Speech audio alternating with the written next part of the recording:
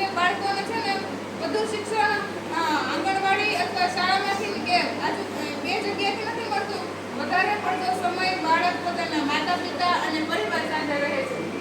માતા પિતા અને વડીલો અન્ય લોકોની મદદ કરતા હોય એ જોઈને બાળક પોતાનું અનુકરણ કરે છે.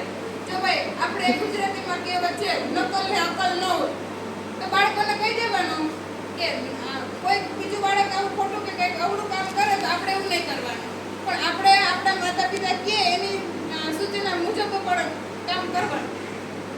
અભ્યાસ પ્રત્યે બાળકને પ્રોત્સાહન આપવું.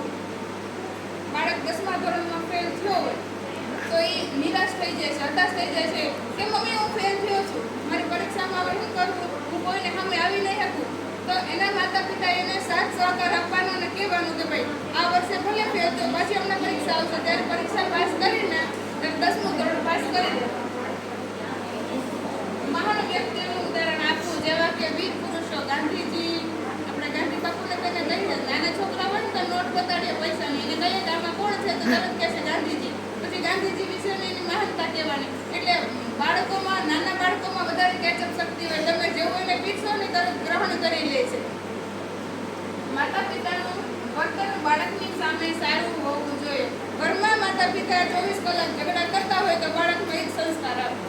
એટલે શક્ય હોય ને એટલું માતા પિતાએ સમજીને બાળકોને સારા વાતાવરણમાં ઉછેર કરો. બાળકને સારી પ્રવૃત્તિ કરે તેને હકારાત્મક વલણથી નિહાળવું. બાળક ઘરમાં લેસન કરતો હોય કે રમતો હોય કે બાળકોના વખાણ કરો. સમતોલ આહાર આપવો. બાળકને ઘરેથી આપણે ખોરાક આપીએ, માત્ર આંગણવાડીમાં જ ખવડાવે એવું નથી. બાળકોને ઘરેથી પણ એના માતા પિતા 3 ટાઈમ સરસ જમાડે છે, ચા દૂધ પીવડાવે છે, ખવડાવે છે. તો આપણે એમાં પણ ધ્યાન દેવાનું, વળીને કહેવાનું જ્યારે કાઉન્સેલિંગ માટે જઈએ ત્યારે. માતા પિતાએ બાળકને નકારાત્મક વાતાવરણથી દૂર રાખવું અને બાળકને વધુ સમય આપવો. જો ફ્રી ટાઈમમાં મમ્મી મોબાઈલ અને ટીવીનો યુઝ કરતા હોય તો આપણે ઉપયોગ કરીએ તો આપણા છોકરા જોવાના છે. શક્ય હોય ને એટલે આપણે ઓછું જવું એટલે બાળકો ઉપયોગ ન કરશે. ઉચ્ચ લક્ષ્ય પ્રાપ્ત કરવા યોગ્ય માર્ગદર્શન વાલીઓએ આપવું. બાળકની ઉંમર પ્રમાણે સ્પર્ધા નિયમો વિશે માહિતગાર કરવું અને માતા પિતાએ બાળકોની અયોગ્ય જીદ પૂરી ન કરવી.